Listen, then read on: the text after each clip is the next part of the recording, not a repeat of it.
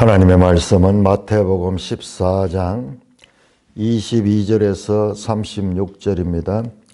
마태복음 14장 22절 예수께서 즉시 제자들을 재촉하사 자기가 무리를 보내는 동안에 배를 타고 앞서 건너편으로 가게 하시고 무리를 보내신 후에 기도하러 따로 산에 올라가시니라. 저물매 거기 혼자 계시더니 배가 이미 육지에서 수리나 떠나서 바람이 거스름으로 물결로 말미암아 고난을 당하더라. 밤사경에 예수께서 바다 위로 걸어서 제자들에게 오시니 제자들이 그가 바다 위로 걸어오심을 보고 놀라 유령이라 하며 무서워하여 소리 지르거늘 예수께서 즉시 이르시되 안심하라. 나니 두려워하지 말라.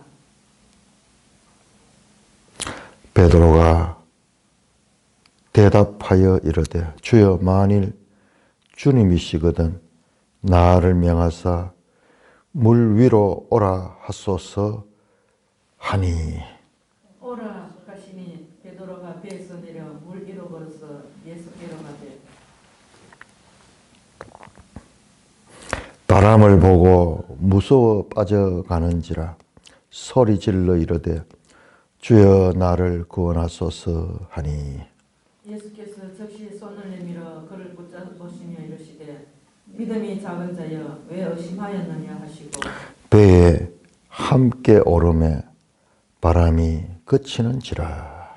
배에 있는 사람들이 예수께 절하며 이르되 진실로 하나님의 아들이로소이다 하더라. 그들이 건너가 게네사렛 땅에 이르니 그곳 사람들이 예수이신 줄을 알고 그 근방에 두루 통지하여 모든 병든 자를 예수께 데리고 왔어. 다만 예수의 옷자락이라도 손을 대게 하시기를 간구하니 손을 대는 자는 다 나음을 얻으니라. 하나님 아버지, 보정한 입술로 이 놀라운 하나님의 말씀을 어찌 전할 수 있게 하시나이까? 큰 은혜를 베풀어 주신 하나님을 찬송합니다. 예수님 이름으로 감사하며 기도드리옵나이다. 아멘. 제가 마태복음을 지금 설교하면서 계속 알아가는 것은 어제도 제가 그런 말씀을 드렸지만요. 정교한 구조를 가지고 있다. 그런데 그 구조는 금을 찾듯이 은을 찾듯이 삶의 가장 우선순위로 말씀을 두고 그 말씀을 연구하고 그 말씀을 추구하지 않으면은 성경을 백독을 해도 그것이 보이지 않습니다.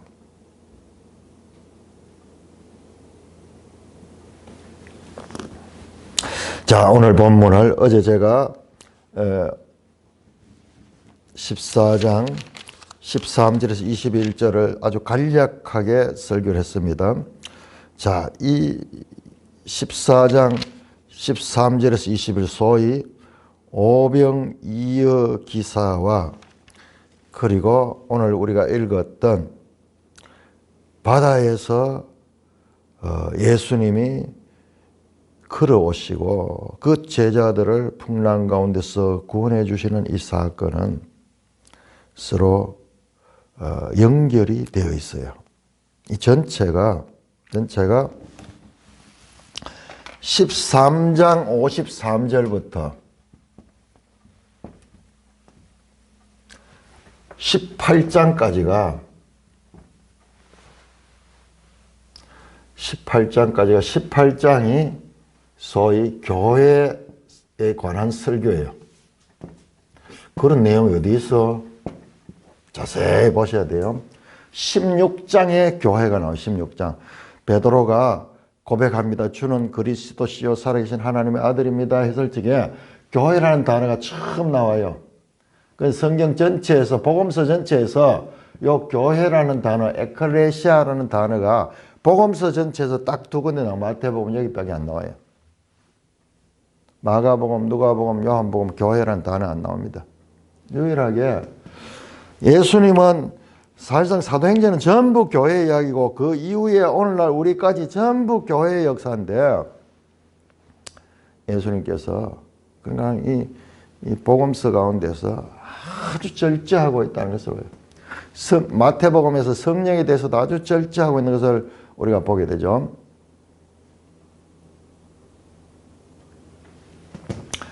그래서 보면은 이 전체가 교회와 연관된 내용이에요. 아니, 그런데 지금 뭐 오병이어 사건이 무슨 교회와 연관이 있어? 그리고 오늘 바다 풍랑 사건이 무슨 교회와 연관이 있어? 자, 교회는 누구로 구성되어 있냐? 사람들로 구성되죠. 교회는 제자들, 제자 양육.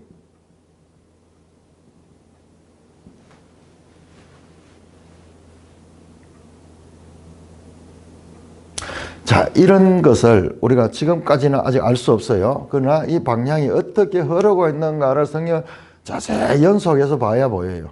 그러나 성경을 그 부분으로 안다고 해서 아는 게 아니라는 거예요. 66권과의 관계 또는 성경 자체 내에서 마태복음 내에서도 문맥적으로 서로 연결되는 이런 내용들을 볼 적에 하나님은 그 구조를 통해서 메시지를 전해요.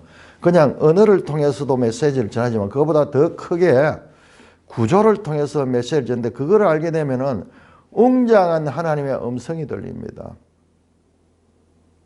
그러니까는 제가 이 진도를 빨리 나갈 수가 없는 거예요. 일생 우리가 지금 이 시간에 마지막 때라 생각하고 이 말씀을 제대로 보지 아니하면은 평생 가도 그것은 급히 달려가면서 또는 내 마음을 세상에서 뺏기면서 그런 상태에서 보면은 평생 보이지 않는 내용이에요. 자, 일단 이런 큰 주제를 따라 흐르고 있다는 것을 우리가 생각을 하면서 오늘 본문을 보겠습니다. 자, 오병이어 기사와 한번 대조를 해볼까요? 자, 오병이어 기사는 14장 13절 보세요. 예수께서 들을 쉬고 배를 타고 떠나서 따로 빈 들에 나가시니 무리가 듣고 무리죠, 무리. 그리고 큰 무리를 보고 14절에서 큰 무리를 보시고 불쌍히 여기사 그 무리들에게 행한 그와 같은 기적이었어요. 그런데 보세요. 이어지는 지금 오늘 우리 본문은 예수께서 즉시 제자들을 제쳐가서 자기가 무리를 보냈다. 무리를 보내고 이제 제자들을 따로 보낸 거예요. 배를 타고 앞서 건너편으로 가게 하시고 무리를 보내신 후에 이제 이 사건은 제자들과 연관이 되는 사건, 제자들과 연관. 그러면서도 정교하게 이 두 사건은 연결이 됩니다. 오늘 읽었던 22절 즉시 제자들을 제쳐가서 자기가 배를 타고 앞서 건너편으로 가게 하시고 예수님은 어떻게? 따로 산에 올라가셨다. 따로 산에 올라가셨다.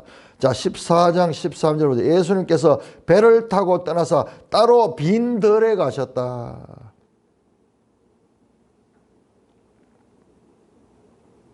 예수님은 따로 빈 들로 가셨고 여기에서는 무리들과 함께 오병이어 기사는 그 사건과 연결이 돼요.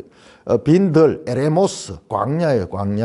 광야로 가셨고 그 다음에 이번에는 예수님께서 따로 산에 올라가셨다. 오병이어 기사의 청자들은 무리고 오늘 읽었던 이 바다의 풍랑 기사는 제자가 대상이 됩니다.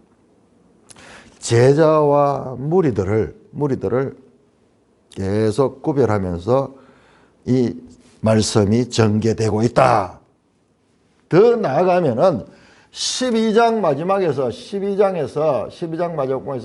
누가 내 형제요 자매냐 하면서 손을 내밀어 제자들을 가리켰죠. 제자들. 이들이 내 형제고 자매다. 놀라운 이야기 있고 13장 자체 13장 전체에서도 비유를 이야기하면서 무리와 제자들을 구별했죠. 제자들. 무리가 다 들었지만 제자들은 가까이 나와서 그 말씀에 대해서 해석을 자세히 듣게 됐죠.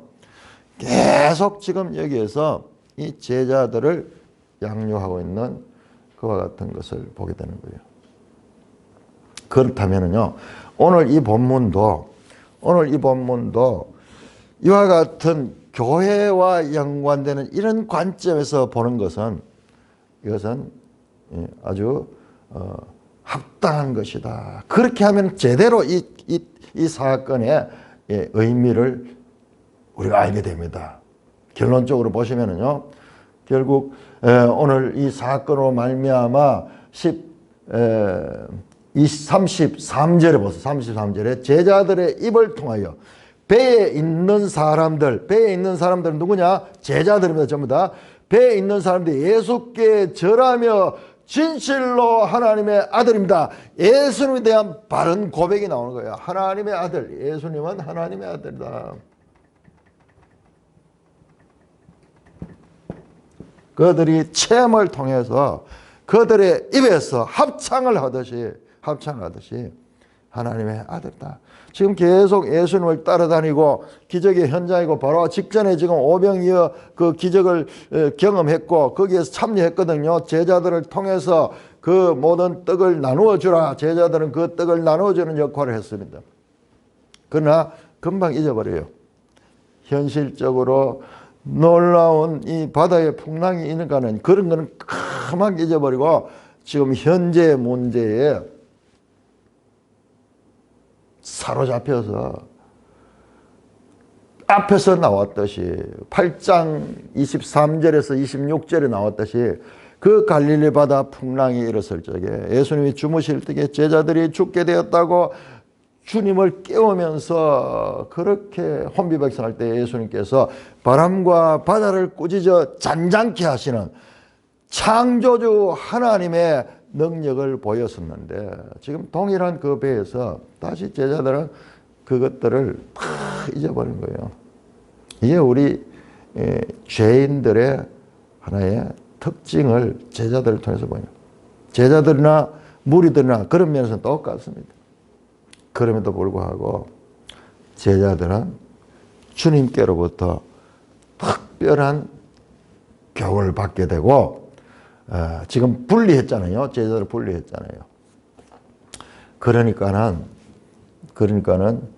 배에 있는 사람들이 제자들이 예수께 절하며 진실로 하나님 이런 고백이 나오면서 이들의 고백은 16장 16절에 가면은 다시 16장 또 이 고백은 더 깊어집니다. 더 깊어집니다.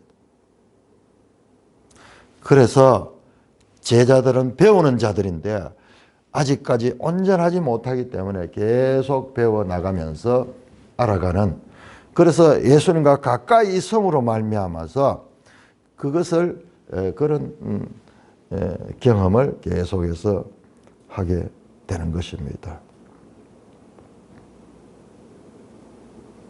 이 두 기적사건, 앞에 나왔던 오병이어의 기적사건과 그리고 이 바다에서 일어난 이 기적사건은 예수님이 누군가, 예수님이 하나님의 아들이라고 고백하게 됩니다. 이것이요, 복음서에서 처음 나오는 예수님을 하나님의 아들이라고 제자들이 고백하는 첫 장면. 예수님의 교육은 계속 이제 이루어지면서 성취되고 있습니다. 그 교과 과정을 통해서 가리키고자 했던 그 학습 목표가 성취되었다는 말씀이죠. 자, 22절입니다. 예수께서 즉시 제자들을 제쳐가서 자기가 무리를 보내는 동안 제자들과 무리들을 분리시키잖아요. 자, 왜 그랬는가? 바로 그 앞에서 오병이어 사건이 있었잖아요. 여러분들, 오병이어 사건은요, 기적 중에서도 그 기적은 그야말로 예수님을 향하여 그 무리들을 열광하게 하는 사건이었습니다. 우리 마태복음이 잘 안 나오지만은 요한복음 6장 14절 15절에 보시면요. 그 경험을 한 다음에 그 무리들이 어떻게 했냐. 예수님을 따라다니면서 예수님을 붙잡고 예수님을 우리의 임금 삼으로 했다. 이분이 오면은 우리의 민생고가 다 해결될 수 있다. 여러분,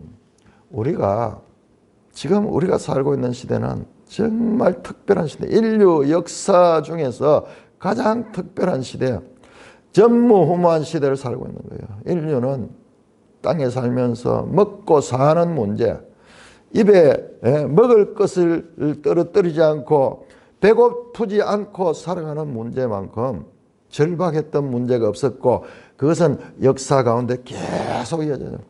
우리 대한민국은 말할 것도 없고, 우리 대한민국도 우리 바로 선배들, 우리 아버지 때만 해도 얼마나 배를 많이 고팠는지 몰라요.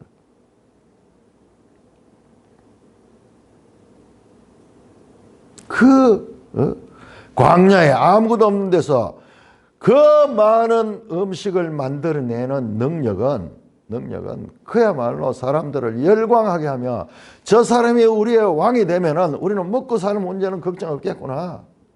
그래서 그들은 예수님을 정치적으로 또는 민족적 메시아로 삼고자, 그들이 메시아로 삼고자 그들이 예수님을 붙들고, 그러니까 예수님이 제자들과 그들을 즉시 제자들을 재촉해서 분리를 시키고 있습니다. 우리 이 배경을 알 수 있어요. 요한복음을 보고 다른 복음서를 보면은 그것을 알 수 있어요. 그러니까 성경을 전체적으로 우리가 공부를 해야 되는 거예요. 오병이어 사건은 표적을 구하던 무리를 열광해. 표적 중에 표적이야. 무슨 병자가 낫고 이런 거는 상당히 개인적이잖아요. 그러나 이거는 집단적으로, 민족적으로 온 나라가 먹고 살 수 있겠구나. 그래서 끝까지 예수님을 따른 자들은, 심지어는 제자들조차도 이스라엘을 회복할 때가 이때입니까? 예수님이 가지고 오신 천국, 하나님 나라에 대해서는 이해하지 못하고 계속 예수님을 이 땅에 우리의 문제를 해결해 주실 분으로 그렇게 생각하는 것이 사도행전 1장에도 나오잖아요. 이스라엘을 회복할 때가 이때입니까? 제자들도 끝까지 그 예수님을 제대로 알지 못하는 거예요.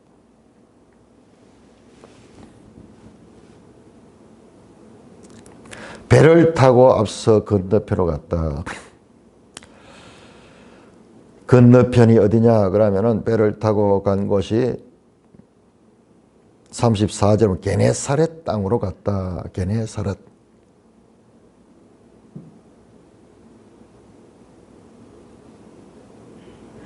자, 우리 지도 한번 볼까요? 지도 331장 331쪽.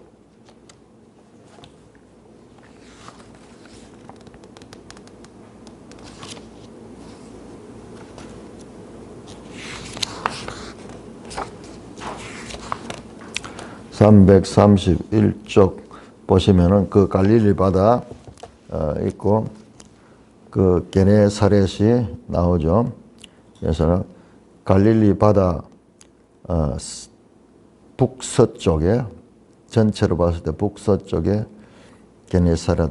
지금 어디에 있었냐 그러면은 벳세다 광야에 있다가, 벳세다 광야에서 이제 배를 타고 이 게네사렛으로, 이 육지로 가면은 아주 돌아서 멀죠. 그럼 배를 타고 가면 아주 직선 거리로 갈 수도 있고 빠르거든요.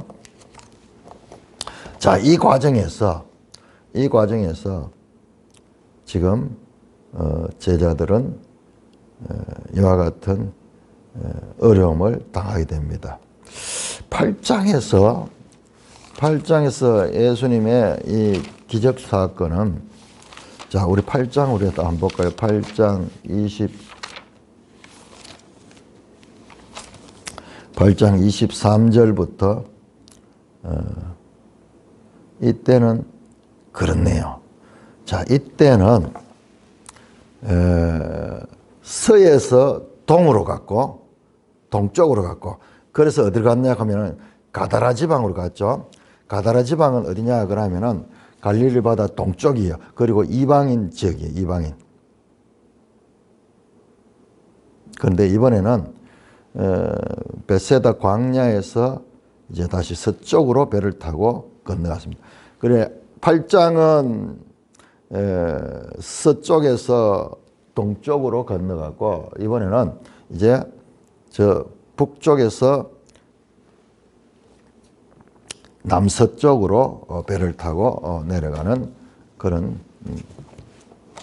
장면입니다. 그러니까 한 번은 이 두 사건이 복음서에 기록되어 있으니까 우리 헷갈리기 쉬운데, 하나는 배에서 예수님께서 주무시다가 그 명령으로 바다를 잔잔케 한 사건이고, 또 하나는 지금 예수님 여기 배 타고 있잖아요.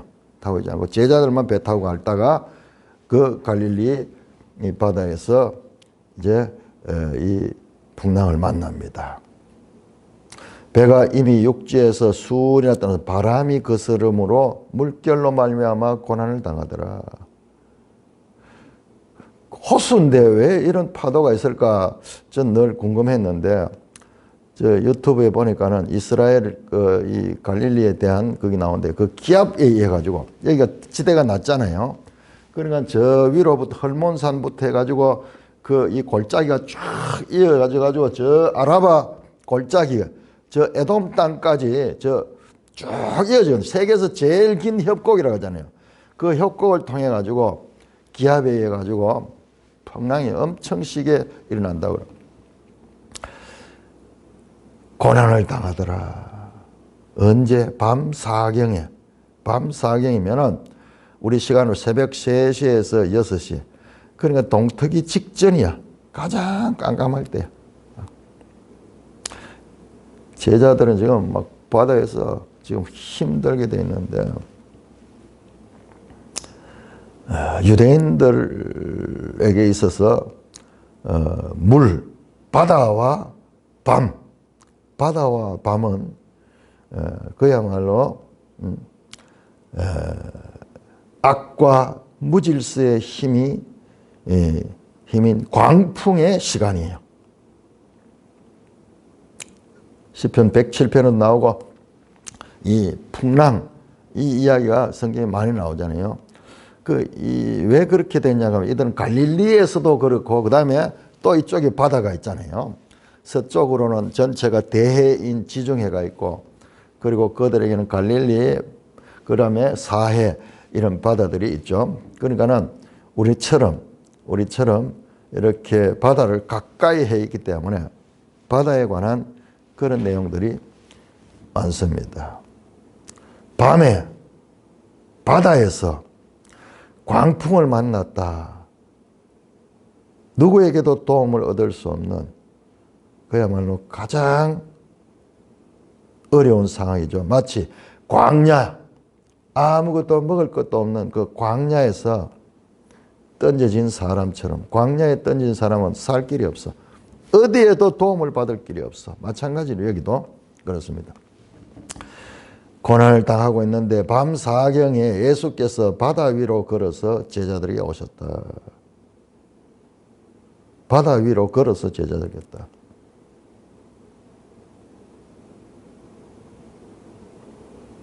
성경은 이런 부분을 너무 담담하게 기록해 보니까는 우리도 담담하게 읽는 거예요. 성경을 자세히 보면 전부 이래요. 큰 전쟁하면서 막 이래가지고 이제 하나님이 이제 나타나서 전쟁하면서 적을 무찌른 장면 보면 그냥 한 절로 딱 끝내버려. 우리는 막 그걸 묘사를 해가지고 그 장면 막 위험을, 그게 관심이 많은데 안 그래요. 어떻게 했냐. 그냥 바다 위로 걸어갔었다. 제자들에게 오셨다. 제자들이 그가 바다 위로 걸어오심을 보고 놀라서 유령이라 하며 무서워하며 소리자. 예수님이 그들을 구하러 왔는데도 그들은 예수를 알아보지 못하고 유령이라. 제자들의 상태, 지금 이런 상태다. 놀라, 유령이라 무서워 소리를 질렀다.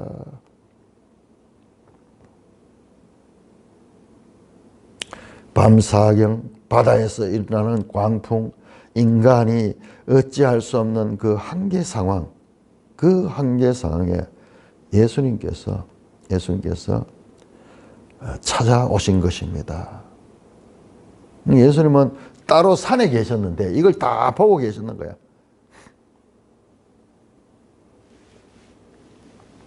27절 예수께서 즉시 이르시되, 즉시 말씀하셨다. 안심하라, 난이 두려워하지 말라. 안심하라, 난이 두려워하지 말라.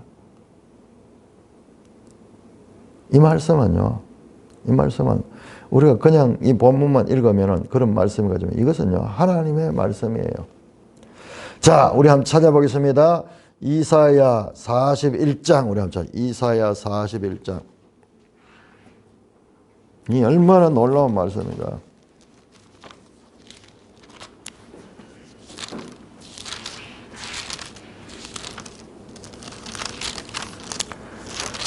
이사야 41장 4절. 이사야 41장 4절입니다. 이 일을 누가 행하였느냐, 누가 이뤘냐, 누가 처음부터 만대에 보느냐. 여호와라, 처음에도 나요, 나중에 있을지도 내가 곧 그니라. 내가 곧 그니라. 그 말이 어디냐 그러면은 난이 두려워하지 말라, 이 말씀이요. 41장 13절도 보세요. 13절. 이는 나 여호와 너희 하나님이 네 오른손을 붙들고 네게 이르기를 두려워하지 말라, 내가 너를 도우리라 하심이라. 지금 이사야 41장에 하나님이 나타난 거예요.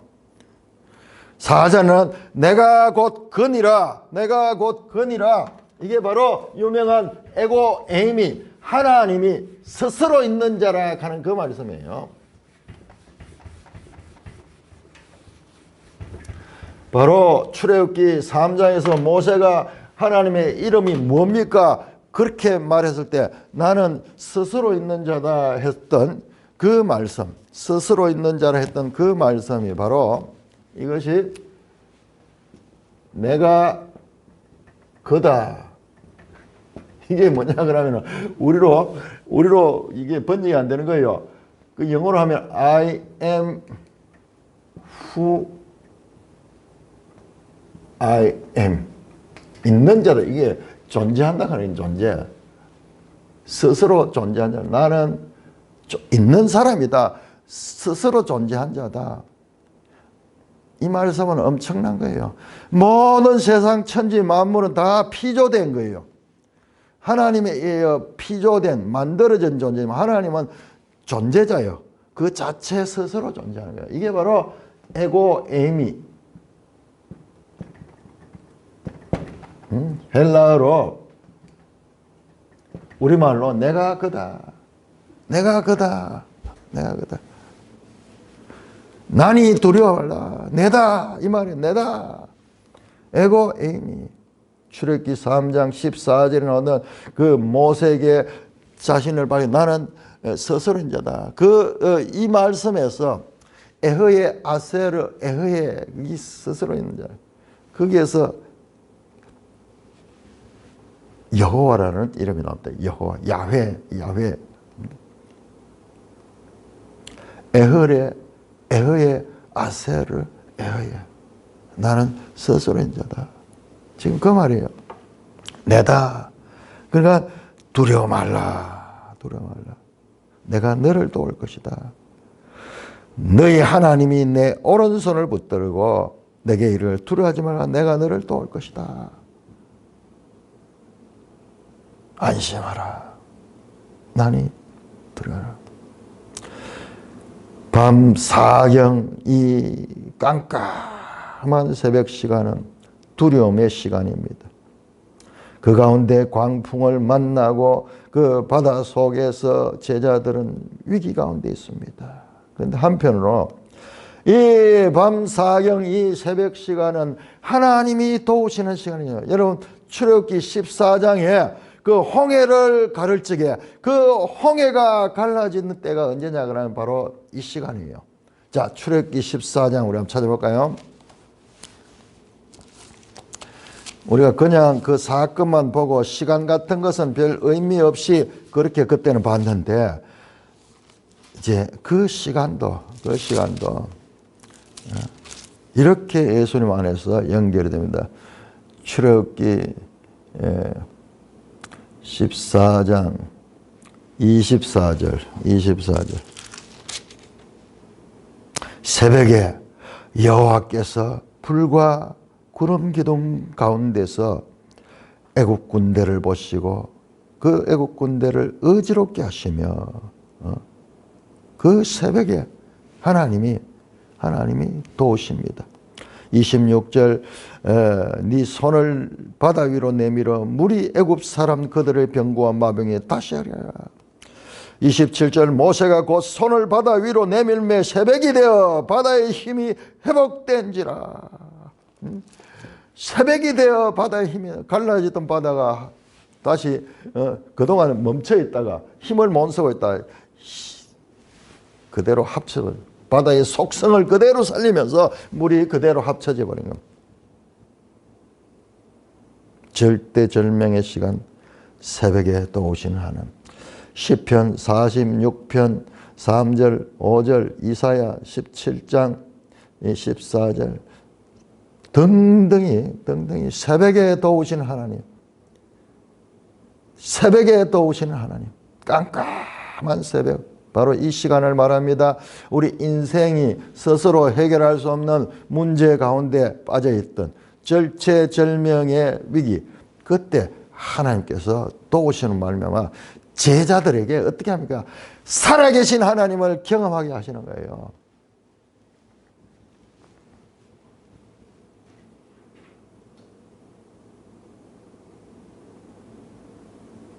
자, 베드로가 등장합니다. 28절 베드로가 대답하여 이르되 주여 만일 주님이시거든 나를 명하사 무리로 오라 하소서 하니. 야, 베드로가 그 가운데서도요. 대단해요. 그 위기 가운데서도 만일 주님이시거든 나를 명하사 무리로 오라 하소서. 밤이 깜깜한 칠흑같이 어두운 밤이니까는 누군지 알 수도 없는 거죠. 그래서 주님이 말씀하시니까 그 말씀을 듣고 베드로가 주님이시거든 나를 명하사 무리로 오라. 그러니까 예수님께서 오라. 그대로 오라. 짤막하게 오라. 베드로가 배에서 내려 무리를 걸어서 예수께로 갔다. 베드로가 대단하죠. 믿음이 어린아이 같은 믿음이에요. 그러니까 이 주님이시여 이 모든 하나님의 뜻을 지혜롭고 설기 있는 자에게는 감추시고 어린아이 같은 자들에게 드러내심을 감사합니다 했듯이 지금 어린아이 같은 믿음이에요. 베드로. 오라 하시니 그대로 믿고 배에서 있는 무리로 걸어서 예수께 가래요. 그렇게 무리를 걸어서 예수님과 동일한 체험을 합니다. 그러다가 바람을 보고 무서워 빠져가니라. 바람이 막 심하게 오니까는 갑자기 두려움이 와서 그래서 바람에 주님을 집중하지 않고 바람에 집중할 때 빠져들어갔습니다. 그때 소리질러 이르되 주여 나를 구원하소서. 주여 나를 구원하소서. 예수께서 즉시 손을 내밀어 그를 붙잡으시며 이르시되 믿음이 적은 자여 왜 의심했느냐. 믿음으로 갈 때는 무리를 걸을 수 있는 그런 기적을 체험했는데 바람 앞에 의심을 가지는 순간에 빠져버렸어. 그럼 믿음이 얼마나 중요한가. 자, 믿음이 없는 자라 하지 않고 믿음이 적은 자라 그랬어요. 자, 이 말씀은 8장에서도 마찬가지예요. 믿음이 적은 자들아 어찌하여 두려워하느냐. 6장 30절에도 믿음이 적은 자들아 그렇게 말씀하셨죠. 계속 적은 믿음, 이제 큰 믿음으로 바뀔 때까지 계속 가르치고 있습니다. 배에 함께 오름에 바람이 그쳤다. 배에 함께 오름에 임마누엘이죠. 임마누엘. 함께 하니까는 바람이 그쳤습니다.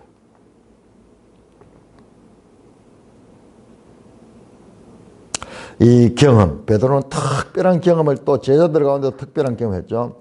이 경험은 앞으로 베드로의 신앙 고백, 16장에 있날 베드로의 신앙 고백에 큰 영향을 주었을 것입니다.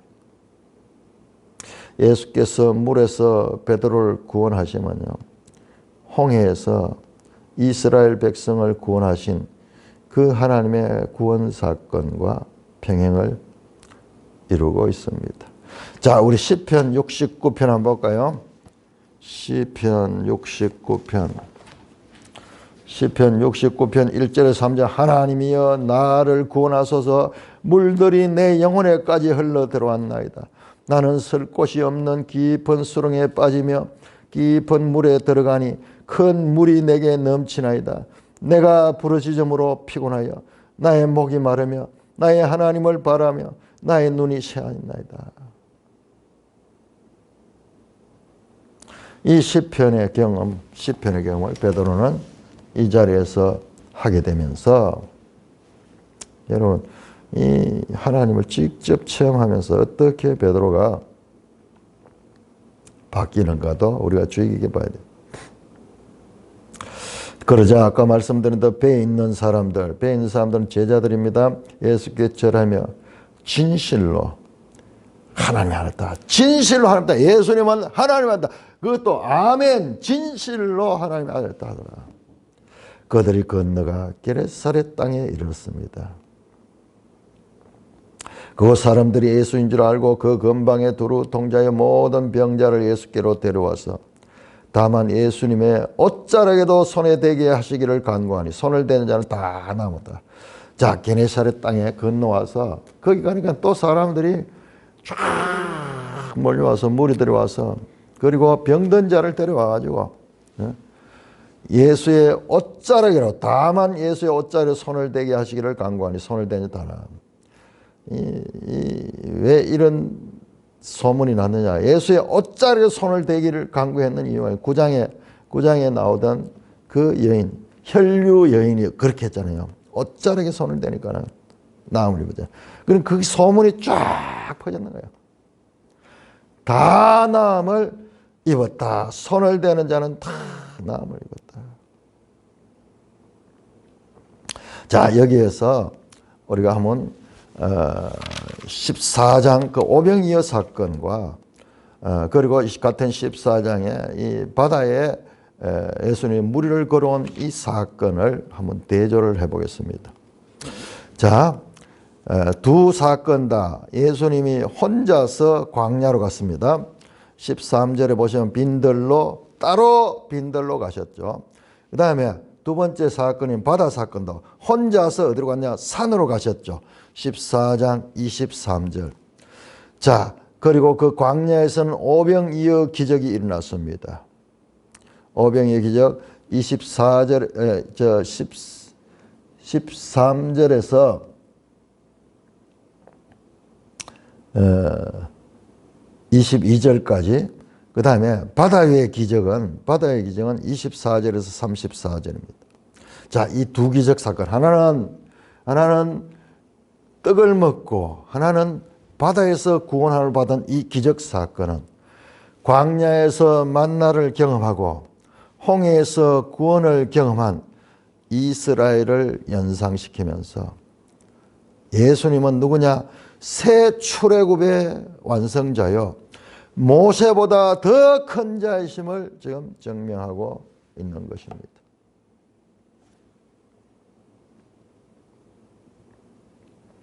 뿐만 아니라 이 오병이어 사건을 자세히 들다 보시면은 19절 보면은 14장 19절에 보시면은 무리를 잔디 위에 앉히시고 그다음에 떡을 가지사 하늘을 우러러 축사하시고 떡을 떼어 제자들에게 주며 무리에게 나누어주는 이 장면은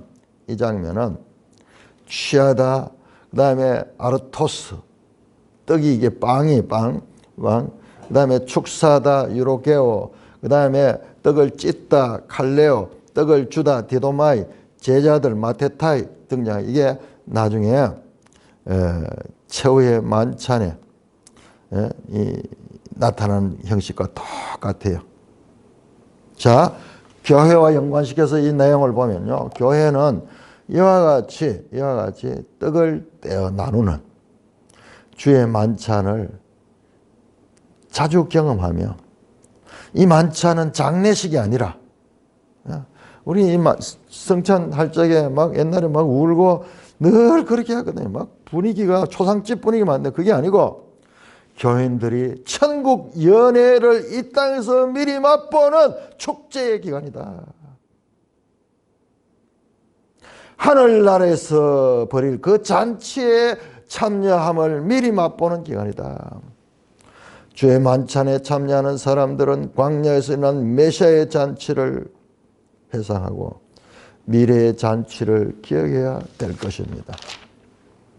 자, 이 바다의 사건도 마찬가지입니다. 바다의 사건도 엄청난 예수님의 권위 있는 행위, 바다를 걸어온다는 것은요, 이 바다는 인간이 통제할 수 없는 그와 같은 이 힘을 가지고 있는, 그래서 그 중동 그쪽 지역에는 바다의 신이 가장 무서운 신은 폭풍의 신, 이거한테 이길 자가 아무도 없어요. 그런데 예수님이 바다 위로 걸어왔다는 것은 그 바다를 밟고 그 바다를 지배하시는 분이신 것을 드러내는 그야말로 예수님의 권세를 보여주는 장면입니다.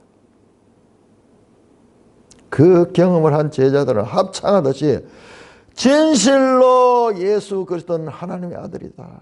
그렇게 고백을 하게 됩니다. 자, 8장 23절에 27절에 나왔던 그때 똑같은 바다에서 예수님이 주무시고 제자들이 풍랑을마다 그때 했던 그들의 반응과 오늘 이 두 번째 갈릴리 바다에서의 반응이 어떻게 다른가 우리 확인해 보자고요.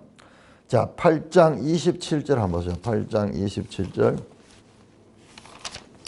동일한 갈릴리 바다를 경험한 그와 같은 제자들의 입에서 나온 것이 27절에 그 사람들이 놀랍게 여기려 이가 어떤 사람이기에 바람과 바다도 순종하는가.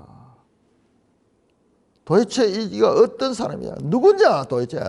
그가 누구냐? 그 질문이 이번에는 그는 바로 하나님의 아들이시구나.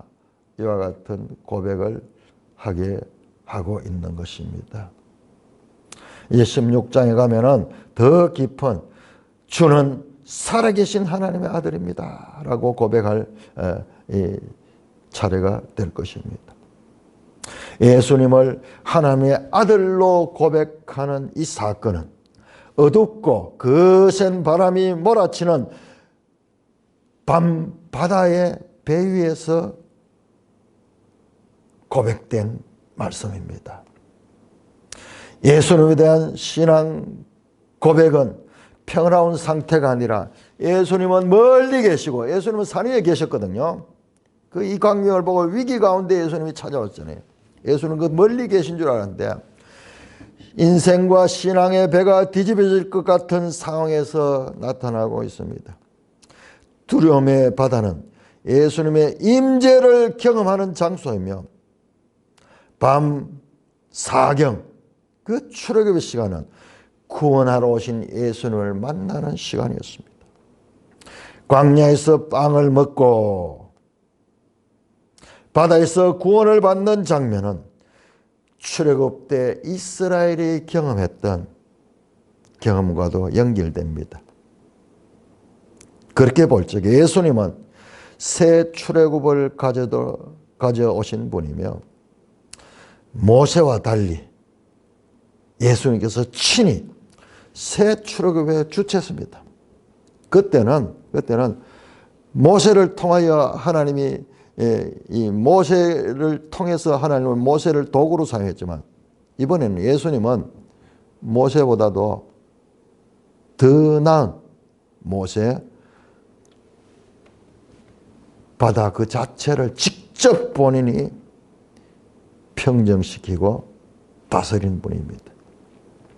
히브리서 4장에서 그렇게 해서 집 지은 자가 집 지은 집보다 더 낫다고 이야기했듯이 모세는 도구고 예수님은 하나님 자체예요. 하나님 자체. 그러므로 이 기적 기사들은 예수님이 누구신가, 모세보다 더 큰 분이시다라는 것을 독자들에게 알리시며 구약과 신약의 이 연속성을 통하여서 예수님을 알리고 있고, 뿐만 아니라 더불어서 제자들이 계속 하나님을 알아가는, 그리고 예수님이 자신이 누구신가, 이사야 선지자가 말했던 에고에이미 바로 예수님이 하나님이심을 드러내고 있는 과정에 있는 것입니다. 뿐만 아니라 이어지는 내용들도 또한 연속성을 가지면서 볼 적에 이 말씀을 우리가 제대로 더 이해하게 될 것입니다. 찬송가 456장입니다.